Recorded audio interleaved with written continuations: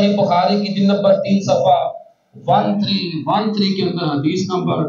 3389 کے اندر آتا ہے،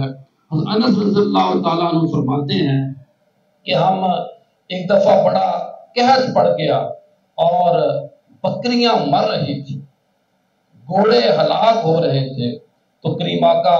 صلی اللہ علیہ وسلم جمعے کا دن تھا، آپ خطبہ دے رہے تھے، تو ایک شخص نے کہا یا رسول اللہ صلی اللہ علیہ وسلم بندے مر رہے ہیں، بکریاں مر رہی ہیں، گھوڑے مر رہے ہیں، سبزہ ختم ہو رہا ہے، تو یا رسول اللہ صلی اللہ علیہ وسلم دعا کرے اللہ رحمت کی بارش نازل فرما دے۔ تو بزرگوں دوستو، جب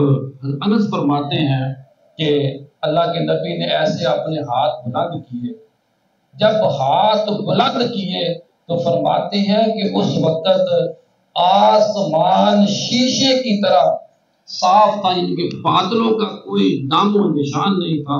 اللہ کے نبی نے اپنے ہاتھ بلند کیے تو وہ فرماتے ہیں بادل آئے، برسنا شروع ہوئے، ابھی ہم گھروں کو جب جا رہے تھے تو بھیگتے ہوئے اپنے گھروں کو پہنچے، اور ایک ہفتہ پوری بارش ہوئی۔ اگلا دوبارہ جمعے کا دن آیا تو بزرگوں دوستو، وہی بندہ جس بندے نے پہلے کہا تھا یا رسول اللہ صلی اللہ علیہ وسلم دعا کریں بارش ہو جائے، وہی بندہ دوبارہ کھڑا ہو گیا، وہ درخواست کرتا ہے اے اللہ کے نبی صلی اللہ علیہ وسلم ہمارے اب تو گھر جو ہے مکان جو ہے وہ گر رہے ہیں شدید بارش کی وجہ سے، یا رسول اللہ صلی اللہ علیہ وسلم دعا کریں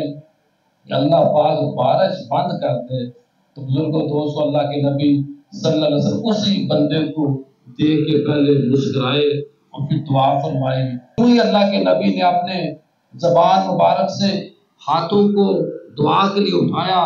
ابھی ہاتھ نیچے نہیں کیے تھے، ایسے بادل